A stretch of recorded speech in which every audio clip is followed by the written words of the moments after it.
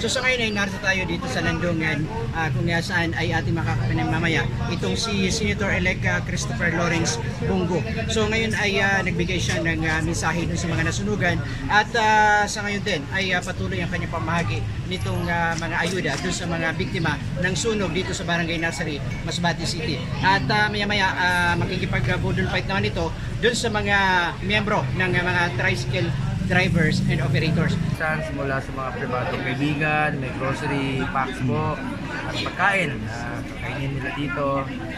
At nakakulit po ako ng mga school supplies at saka uniforme po para sa mga bata na nasunugan. Para makabalik po sila kaagad sa kanilang pag-aaral. Makabalik din silang eskwela. Dali-dali tayo.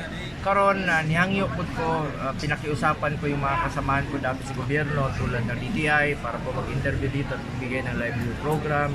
Sa NHA naman po para tumulong rin po dito, DOH, DSWD, PAGCOR at saka yung PCSO po. Ambag-ambag lang po, pang tawid lang naman po sa kanila.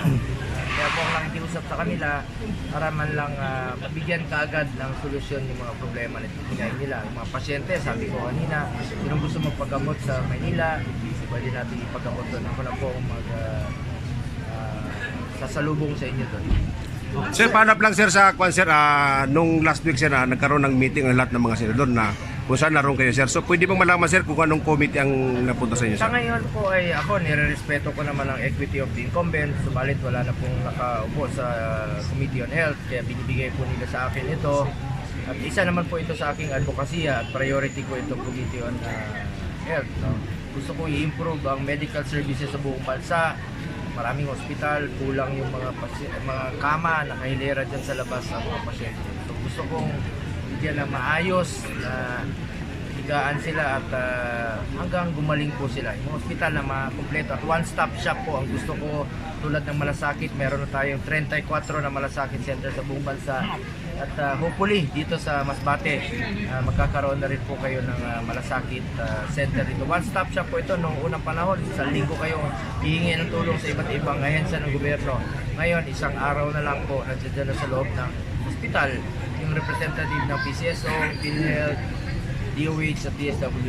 Mag-ambag-ambag po sila kung may balanse at babayaran po ng malasakit center. At hindi lang po Committee on Health ang kanilang binibigay sa akin.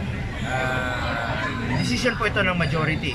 At kung sakali namang pagkakatiwalaan nila ako at makakatulong naman po ako sa sports po, ay tayo po ang host ngayong taon na to. Ang Pilipinas po ang host ng Southeast Asian Games. At gusto kong suportahan para tayo ang maging number 1 po. At next year naman, Olympics naman. Ano po ang gusto niyo isulong na batas?